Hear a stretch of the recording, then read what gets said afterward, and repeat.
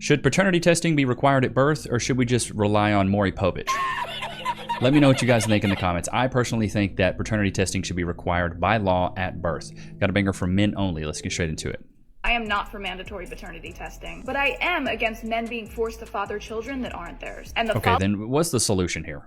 Paternity testing. Come on. You stupid. The following story is wild. Gypsy Rose Blanchard married her husband Ryan while incarcerated. In December, Gypsy was released. In March, they split, and in April, she filed for divorce. In May, she confirmed that she was back together with her ex-fiance, Ken. Then last week, Gypsy announced that she was 11 weeks pregnant with Ken's child. This would put the date of conception around April, the same month that she filed for divorce. And this is where it gets in. Man, Gypsy Rose Blanchard, poor baby. She's a runner, she's a track star. What's that thing? It's like Proxy by Munchkin or something. Munchkin by Proxy. Like that whole documentary. If you don't know that story, bro, it's crazy. Interesting. According to People magazine, as stated in Louisiana law, if the mother is married to someone other than the biological father when the child was conceived or has been divorced for less than 300 days at the time of birth, the husband/ex-husband shall be the presumed father, unless paternity is established for the biological father. With this law in place, the only way that Ken's name will go on the birth certificate is if Ryan signs an affidavit that Ken is the father. If he doesn't, and Ken wants his name on the birth certificate, he will have to file a motion with the courts, and the courts will make all three of them take a DNA test to determine the father. This is called marital presumption of paternity, and it's not just in Louisiana. I want to hear your thoughts on this. This woman... I mean, I think they should just do a DNA, like this whole thing. I don't think it should be required at birth. Here's the thing. If they required it at birth, you wouldn't even have to go through all this mumbo-jumbo song and dance. You could just get straight to the mustard. You could figure out exactly what it is. You know what I mean? Like, why would we go through all these, follow it through the courts, like, do the DNA test, and that's the dad. Point blank, period. Was a doozy. We got a call this week from a young man who said that he had been paying child support for 6 years, and he found out that the child was not his. So he wanted to know what could he do to get his money back. And generally speaking, not a damn thing. I was if about you've to been say, paying ain't much you child can do, bro. support for a number of years and you find out that the child is not yours, you out of luck. Because basically, in order for you, on a rare occasion, to get any of that money back, you would have to establish that the mother of the child knew definitively, 100%, that the child was not yours and defrauded you. Y'all know that ain't easy to prove. If you are a woman and you have an uncle, a brother, and some fathers that done found their, second lease on life and dating these young girls, if you have any of that, you need to let them know that they need to get a paternity test in the event that they have impregnated an individual and they're about to get on child support. I remember back in the day we had this judge, Judge Sidney Nation. Judge Nation would always make it a rule that before he obligated somebody to pay child support, he had them go get a paternity test to make sure the child was theirs. That's not to disrespect any women. I don't want anybody in the comments talking about, here you are talking about women. Women did this, women did that. Well, there are some women out there that will set people up. It just shows you how sensitive women are, where she has to preface it with that. I'm not coming after any of you women. No, hey, it's the facts. Whatever the case may be. And we just want to make sure that that's not the case. This woman is literally talking. Yeah, bro, she preaching. I think that, but that's like, we would get rid of all this paternity fraud and all this crap as if we just, as soon as the kid was born, swabbed their mouth, boom. Is that your kid or not? Yay or nay? Ladies, would you be okay with a DNA test being a requirement as soon as you gave birth to your child? Meaning they would test the child and then test the father right there at that moment before a birth certificate is signed. I feel like if you're against it, you got something to hide, dude. Shots fired! Quick scenery change. So my thing is this: why would anyone be opposed to that as part of the normal routine of giving birth, right? Because we're all making this drastic assumption that we know for sure that that child belongs to the man that may be present or not in the room. And yeah, I agree with her. Yeah. Like, just get it done. Simple as that, dude. It's not, this isn't rocket surgery. It's not a tough concept. Right, why is that disrespectful? You about to hit me with the one point when I pick me, because I don't know. Well, I really don't Why get is it. that disrespectful? I really don't get it. I think it should be a requirement, because I feel bad for men that are raising children and don't know that's not their kid. Absolutely valid question. Yeah, no, I completely agree with that. And if women knew that they were going to be held accountable, more than likely they'd stop doing runner activities. She's a runner, she's a track star. They'd stop doing stupid things like that, and then, you know, hopefully stop getting their backbone out by random guys letting them cheese inside of them for no reason. I'm mad online because I used the child support that I get on myself. I went and got my nails done with the money that I get, and apparently that's not what I'm supposed to use it for. I didn't know that I was supposed to hand the child support money directly to my daughter so that she could go ahead. Yeah, okay, I can't really hear the clip. Volume's a little low, but my thing on this is in chat. Let me know what you guys think about this. I think they should put, just like they do, you know, what is it, EBT, food stamps. They put it on a card and you can only do certain verifiable purchases. I think they should do the same exact thing with child support. There should only be certain things you can buy for the child. You shouldn't be able to buy a bunch of junk food. You should be able to buy like good food, produce. Like you should get a certain amount that's like produce, certain amount that's meat, maybe poultry, eggs, bread, the basics, maybe milk, things like that. But you shouldn't be able to go out there and get your nails done with child support money. You shouldn't be able to get your hair done, your eyelashes done.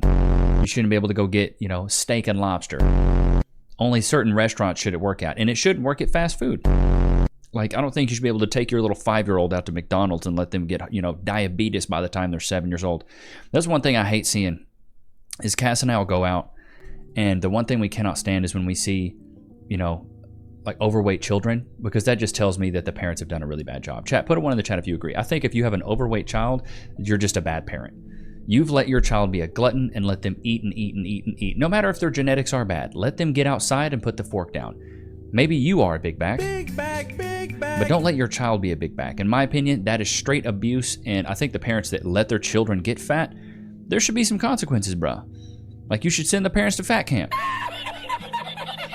Like, match their salary, send them to fat camp, send the kid to fat camp, let them lose the weight. Like, why are we letting kids get big? It's bad parenting, bro, in my opinion. Of me talking about the $11.22 for my baby daddy and child support. So I see a lot of people have something negative to say about the situation. First off, let me explain. Ooh, it's giving very masculine. She's not exuding a lot of femininity here. Something to you. I was 15 years old when I had my motherfucking daughter. 15 years old, and this man was quite older than I was. Okay, so you were making bad decisions at an early age. Shots fired! And this guy was clearly doing something with an underage girl. So what did it tell you? Maybe you shouldn't have this guy's kid. I accepted the fact that I was a single parent year after year. Me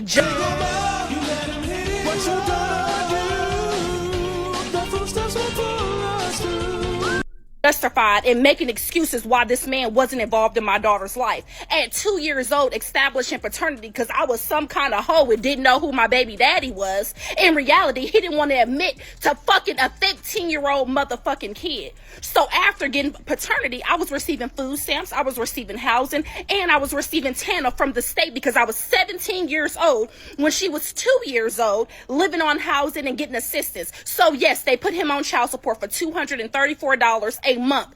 The whole time she's been on child support, I have not received not one motherfucking full payment. So all you motherfuckers in the comments talking about, oh yeah, you chose him as a baby daddy, or why did you choose him? This is what you get. Bitch!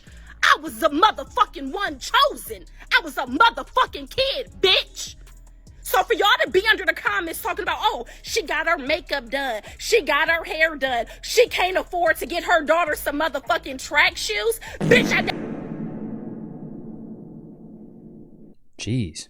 never said I couldn't afford it. My daughter took in consideration. My mom just paid bills. My mom just did this. So let me ask somebody else about some motherfucking track shoes. I never told her to call that man. I don't even talk to that man. Don't even acknowledge him. But for y'all to sit up here and say, oh, well, you should accept the $11.22 since you put him on child support. It wasn't the fact of the $11.22. It was the fact that he was trying to be funny with my motherfucking daughter. And she's a kid, bro. This woman is... Oh my God. Dude, it's just the victim Olympics. Everything is somebody else's fault. This is why I say, stop being the victim of your circumstances and be the hero of your opportunities. Ain't that right, Loki? I've fallen at work and been injured. Oh, wait. I should call my lawyer. I'm John Morgan of Morgan & Morgan. Hey, John Morgan of Morgan & Morgan. It's Levi Nichs of YouTube. Can I get some cash, please? Morgan and Morgan and Morgan and Morgan and Morgan and Morgan and Morgan and Morgan and Morgan and Morgan. Did you know that your injury could be worth millions of dollars? Morgan & Morgan is the largest injury law firm in America, and they've recovered over $20 billion for their clients. $20 billion? That's a lot of cash. The insurance companies tried to lowball me, but Morgan & Morgan was able to take my pain and suffering and turn it into cold, hard cash. It's almost a good thing I was injured. But wait. How much is Morgan & Morgan gonna cost me? You never owe them legal fees unless they're successful. So it's completely free unless you win? Yeah. Hiring a lawyer, that sounds like really difficult. It's actually super easy. You can just go to their website, and in a couple clicks, you can find out if you have a case. And you can literally do it from your smartphone. And remember, there is only one Morgan & Morgan. Wait, but it's two names though. How is it? Give me the script. Oh, both their last names. Okay, I get it. Okay, roll it. You can start your claim today by going to forthepeople.com/Levi, found in the description below. So if you're injured, you can trust Morgan & Morgan. Y'all know what freaking time it is, dude. Loki, free. Get in there.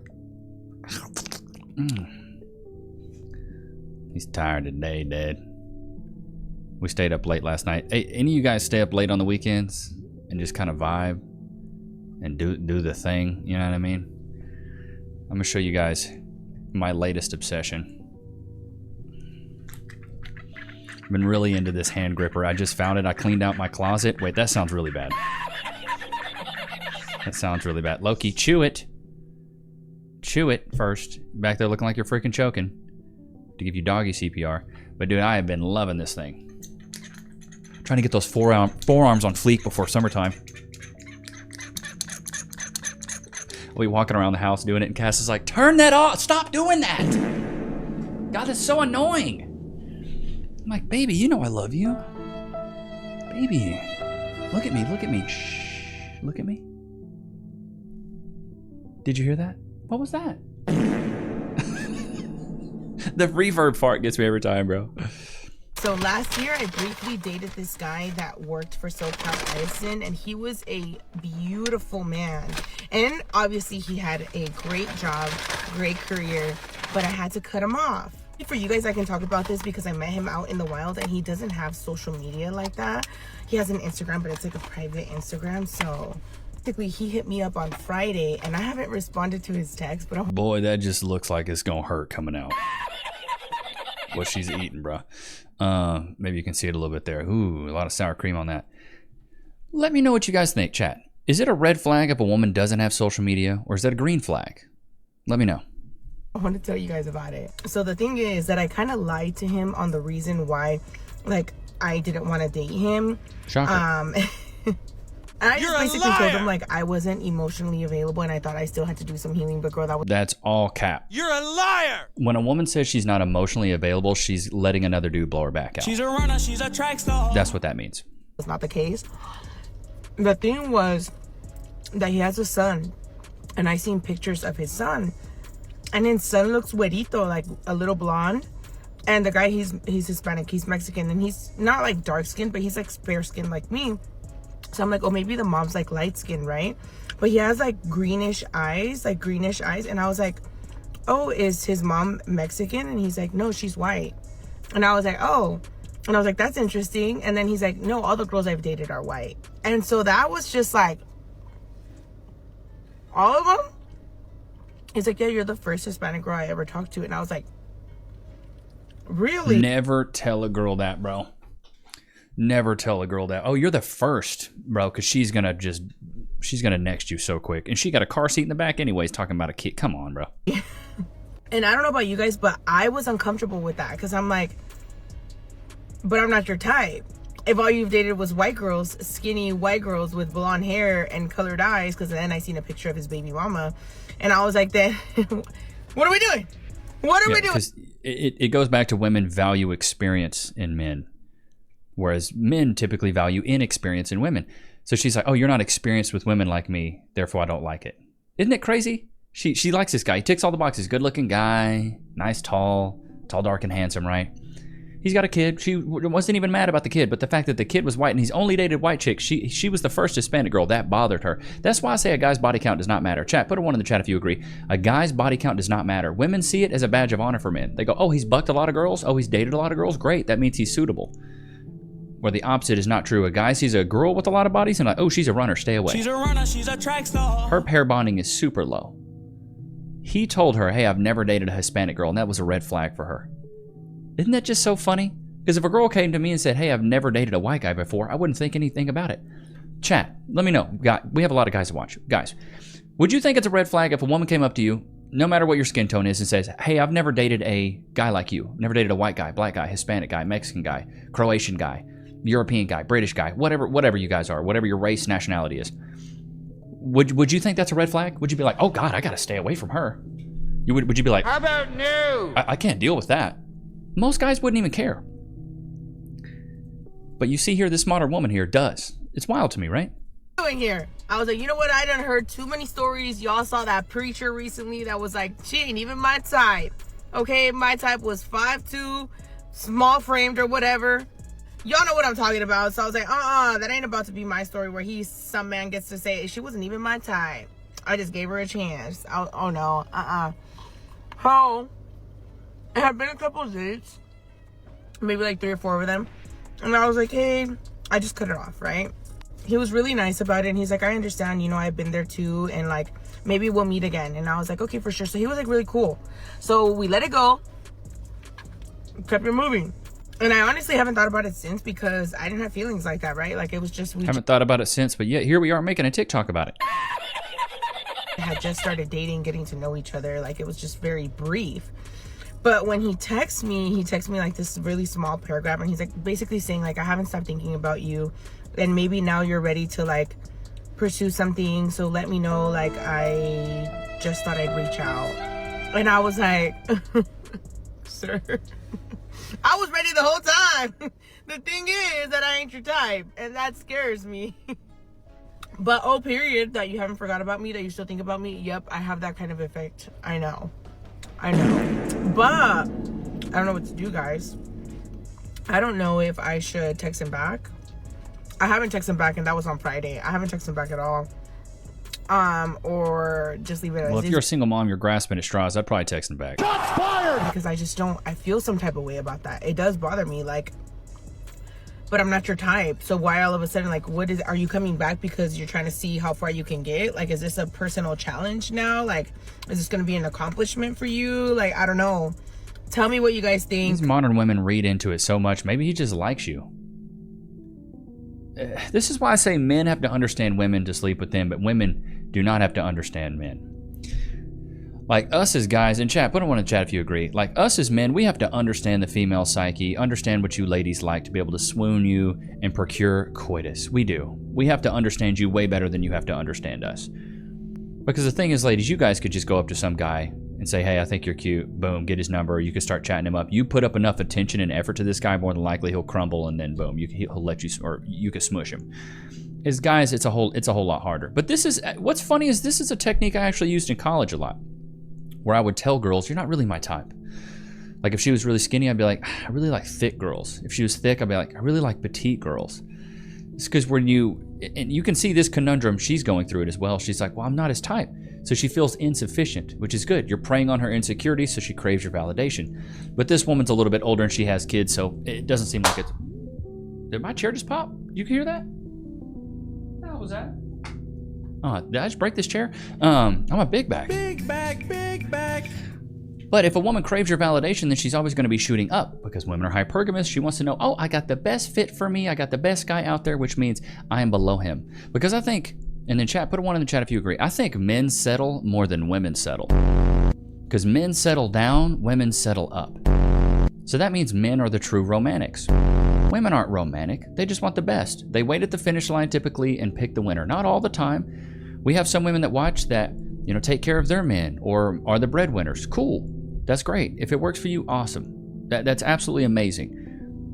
But generalizations are very true. And in general, most women don't want to take care of a man financially. They don't want to take care of him physically. As soon as you become not useful in a relationship, as being a man, not useful to a woman being in a relationship, she cuts and runs. That's just how it is. It's how they're biologically wired. So I don't blame women for leaving men that can't be there, be useful, and make money, provide, protect, things like that. Because a woman, why would she want to just have a man there that she has to provide for and protect when she could go get a man that could provide and protect? I'm just saying, don't shoot the messenger. I don't make the rules, I just enforce them. But Loki, did you have a good time today? Have a great time, Father. Hope you guys enjoyed today's episode. Don't forget to like, comment, subscribe. I will see you guys on the next one, man. Peace.